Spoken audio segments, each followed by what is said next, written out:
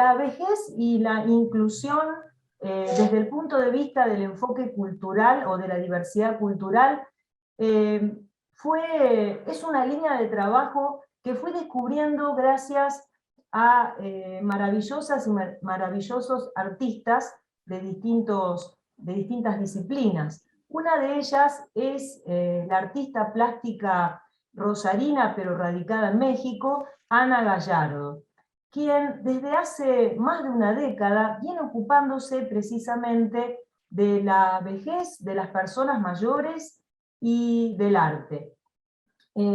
Básicamente ella ha dado lugar a dos líneas de trabajo, diría también. Una es esta muestra que se llama Un lugar para vivir cuando seamos viejos, que a su vez conecta con una preocupación personal, ¿no es cierto?, por el lugar en el mundo, por dejar de estar en ese no lugar o en ese vertedero, por no decir basurero, cultural en el que suelen estar las personas mayores, contra de su voluntad y de manera muy injusta. Pero otra línea de trabajo es la puesta en marcha de una escuela para envejecer. Ya vamos a ir hablando de todo ello, pero en principio remarco esto porque las imágenes que voy a compartir tienen que ver con esta muestra que ella tituló Un lugar para vivir cuando seamos viejos. Es una instalación performática itinerante. Y allí la ven a Ana Gallardo cantando con el pelo corto, es la que está vestida de ojur. En Argentina se expuso en el MARC, el Museo de Arte Contemporáneo, en la Avenida San Juan, en el año 2015. Aquí está ella en primera persona, redactando, elaborando parte de una obra de arte que tenía que ver con exhibir una parte de un relato de vida de una mujer mayor y transformarla en arte. Entonces, lo primero que vamos a analizar es ¿qué significa envejecer en una cultura viejista? Algunas referencias ya lo han expresado mis compañeros, voy a remarcar, en todo caso, ciertas ideas, de la mano de un tratado internacional de derechos humanos que seguramente conocen, la Convención Interamericana sobre la Protección de los Derechos Humanos de las Personas Mayores, la cual en su artículo 4 especifica cuáles son, en concreto, aquellas prácticas que generan con frecuencia discriminación, exclusión, y por lo tanto podemos calificar de viejistas. Entonces, así como en pantalla ella fue mostrando a través de esta instalación, ¿no?, el hecho de quedar arrumbadas las personas mayores, las prácticas del aislamiento, la práctica del abandono, las sujeciones físicas prolongadas, la práctica de atar a una persona con la excusa de cuidarla, atarlas como a esos objetos de arte que están allí en un rincón.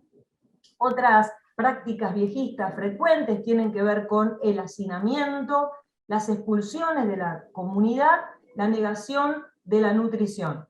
Fíjense que estos son términos que están en el artículo 4 de un tratado de derechos humanos, con lo cual encontramos en esta convención un instrumento que fue redactado con los ojos bien abiertos en torno a estas prácticas viejistas, y que además visualiza cuáles son este tipo de conductas que debemos erradicar, dice el artículo 4, ¿no? Ahí también se la ve en pantalla a Ana Gallardo en una instalación también, como buscando un lugar, ¿no? Expulsada de su comunidad. También la convención señala que son viejistas las prácticas de infantilización, el desarrollo de tratamientos médicos inadecuados o desproporcionados. En la imagen que está detrás, aquí Ana Gallardo pone, hace visible el relato de una mujer que había decidido trabajar en un geriátrico de prostitutas. Y entonces allí esta mujer cuenta, que es lo que, digamos, los fragmentos que uno podría leer si hubiese ido a la instalación. Ahí cuenta, bueno, la situación completamente inhumana en la que estaban esas viejas, que además de ser viejas, habían sido prostitutas, y entonces no las cuidaban, no las bañaban, estaban sucias, ¿no? Y lo describe con palabras muy descarnadas, que aquí no voy a exponer por cuestiones de sensibilidad auditiva, ¿no? Pero que ustedes pueden de alguna manera leer, ¿no? Y lo peor de lo peor, allí en pantalla ven la manera en que Ana Gallardo hace visible estas prácticas y nos interpela. Sigue el artículo 4 diciendo también que son viejistas, por lo tanto el Estado debe trabajar para erradicar todas aquellas prácticas que constituyan malos tratos o penas crueles, inhumanas o degradantes, y que atenten contra la seguridad e integridad de la persona mayor. Fíjense que la Convención de Derechos Humanos de Personas Mayores va en línea con los tratados universales que condenan enfáticamente la tortura, el trato inhumano, cruel y degradante, y junto con ello las prácticas de abuso, violencia y maltrato, tales como puso en evidencia desde hace muchísimos años INPEA, que es esta red ONG, Red Internacional de Lucha contra el Abuso y el Maltrato, que además lideró la determinación que adoptó la ONU para que el 15 de junio sea el Día Mundial de Lucha contra estos flagelos. Bueno, todo esto son prácticas viejistas. Ahora, sabemos, más o menos sabemos, o hemos podido identificar aquellas conductas que no deseamos. Y entonces, ¿cómo hacemos para transformarlas? Como decía el filósofo del derecho alemán Rudolf Ihring, para que haya justicia hay que luchar por los derechos. ¿Y cómo lo hacemos en relación con la vejez? Aquí también en pantalla nos acompaña justamente un debate que se desarrollaba en el marco de la instalación de un lugar para vivir cuando seamos viejos, de Ana Gallardo, en donde las personas que se sientan a hablar son de todas las generaciones. Entonces, luchar por los derechos implica, primero, realizar una toma de conciencia global, ¿no? Una toma de conciencia en la que todas, todos, todes podamos ser parte de, de ese debate, sin importar en este caso las edades, el género, etc. Por supuesto, las personas mayores en primer lugar. A partir de esto, como ya se ha dicho, yo solo voy a remarcar algunos datitos.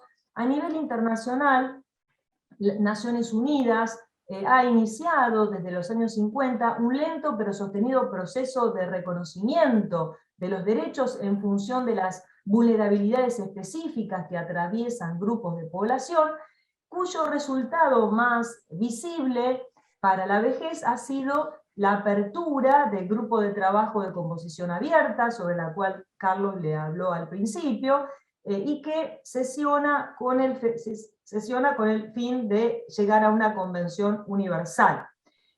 También este año he podido participar de los debates y de la exposición. Y la designación de una experta independiente. La actual es Claudia Mahler, la primera experta fue Rosa Confelmate. Y a nivel interamericano, la convención a la que estamos aludiendo. Pero, respecto de la diversidad cultural, me parecía muy interesante hacer una interpretación sistemática, es decir, hacer un cruce entre lo que señala todo el cuerpo normativo de derecho de la vejez con lo que desde la UNESCO, es decir, la ONU y su Comisión para el Desarrollo de la Educación, la Cultura, la Ciencia y la Cultura, nos viene diciendo desde el año 2001. La UNESCO aprueba este año, o sea, el 2 de noviembre del 2001, una Convención Universal sobre la diversidad cultural, que a mí me parece constituye un documento muy interesante para poder dar fundamentos jurídicos, además de filosóficos y éticos, para trabajar aún más en la inclusión de las personas mayores, cuyo fin es, en definitiva, respetar la diversidad, que es tan necesaria para el sostenimiento de una vida completa. La convención, por su parte, como dijimos, bueno, ha sido aprobada ya, ratificada por 8 países, y hace referencia en varios artículos al derecho no solo a expresarnos libremente, sino también a desarrollar cualquier actividad artística, a tener en cuenta nuestra productividad, que va en línea con lo que dice la Declaración de la UNESCO, cuyos artículos vamos a ver ahora muy sintéticamente. Entonces, en esta lucha por los derechos, la Convención, la Declaración Universal de la UNESCO, en primer lugar, abre con la problemática de la identidad, la diversidad y el pluralismo. Y entonces podemos preguntarnos si la vejez es o no un síntoma, diríamos, ¿no? Representante de estas 3 problemáticas. Y mi respuesta es claramente sí. La diversidad cultural, dice la Declaración de la UNESCO, es el patrimonio común de la humanidad. Como también pienso debemos conceptualizar a la vejez en general y al aporte de las personas mayores, porque en ellas radican experiencias de vida, radican creatividad, es fuente de intercambio y de innovación básicas para el género humano, tan necesarias, como dice la UNESCO, como la diversidad biológica para los organismos vivos. Así como sobre esta base ya tenemos suficientes herramientas para avanzar en la protección y promoción de los derechos, es muy importante para lograr esta inclusión protagonizarla, es decir, animarnos a ser parte de esta lucha y hablar en primera persona. En ese sentido, siguiendo también los postulados de la Declaración de la UNESCO, es importante ver cómo en el artículo 4 se reitera el hecho de que los derechos humanos, como herramienta jurídica de lucha y de construcción de un mundo en igualdad de condiciones y libre, son garantes de la diversidad. Y fíjense cómo la UNESCO en este artículo 4 señala que además la defensa de la diversidad cultural es un imperativo ético, inseparable del respeto por la dignidad de la persona humana. Ello supone el compromiso de respetar los derechos humanos y las libertades, en particular los derechos de las personas pertenecientes, tanto a minorías como a pueblos autóctonos. Nadie puede invocar la diversidad cultural para vulnerar los derechos humanos garantizados por el derecho internacional ni limitar su alcance. Creo que hoy claramente podemos ubicar a las personas mayores en este grupo denominado por la ONU de minoría. Y este término va más allá del dato cuantitativo, sino que tiene que ver con el peso específico del aporte de ese sector de la población a la comunidad.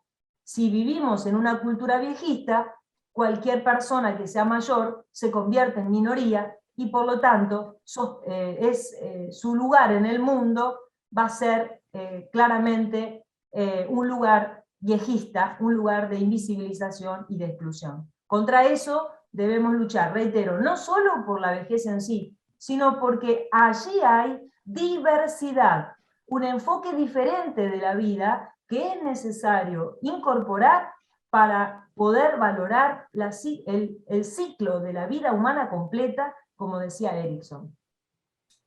Otro artículo interesante es el 9, que se refiere a las políticas culturales que deben ser catalizadoras de la creatividad. En pantalla sigo compartiendo imágenes de actividades que van haciendo estas personas mayores que se han acercado a la escuela para envejecer de Ana Gallardo, y que, como ven, interpela a todas las generaciones. No es una escuela donde solo participen personas mayores.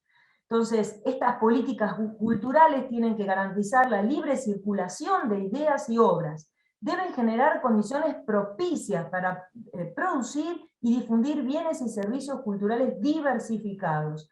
Y deben disponer de desarrollos locales y globales. Avanzo. Último punto. Entonces, una vez que reconocemos nuestra realidad viejista, adoptamos el camino de la lucha por los derechos y vamos trabajando de una manera inclusiva, me parece que la diversidad cultural nos lleva también a celebrar el ciclo completo de la vida, porque esto es lo que en definitiva está representado en aquellas personas que han tenido la suerte y la inteligencia de llegar a la vejez.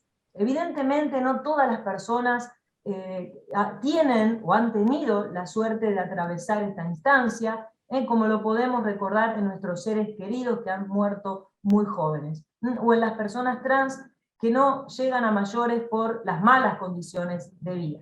Celebrar el ciclo completo de la vida. Para este cierre comparto unas últimas imágenes respecto de una otra instalación de Ana Gallardo, derivada de la actividad que hace Mariko Sakata, quien tiene 83 años, es de origen japonés, y desde hace años dirige un grupo de baile de mujeres de más de 80 años, y que fue desarrollando de una manera muy tímida, a escondidas, porque estaba prohibido cuando ella era joven enseñar este tipo de arte, y hoy, sin embargo, a través de su baile ha logrado liberar, diríamos, ¿no? Y a su vez incluir, desafiar a la cultura y hacer realidad el deseo mundial que está expresado en las palabras de la UNESCO a mayores de 90, que son estas hermosas mujeres que vemos en pantalla. Bueno, para ir cerrando y cumplir con el tiempo, entonces, a manera de cierre, un dato importante también en relación a la diversidad cultural como un derecho es el aspecto social, porque hasta ahora hemos hablado del enfoque individual, cómo cada persona tiene derecho a expresarse desde su biografía, desde sus creencias, etcétera, sin que, por supuesto, vulnere la intimidad, las libertades de los demás, en un tenso diálogo. Esto no es fácil, pero tampoco es imposible. El arte permanentemente nos lleva a desafiar y a pensar en esta relación entre mi ego, ¿no? y mis conductas respecto del impacto que tienen en los demás. Como sea, la preferencia siempre es ante la duda, ante el temor, habilitar, habilitar, habilitar. Pero el derecho a la diversidad cultural, sobre todo en la vejez, tiene también el aspecto colectivo, que es el derecho al acceso para todos a esta diversidad.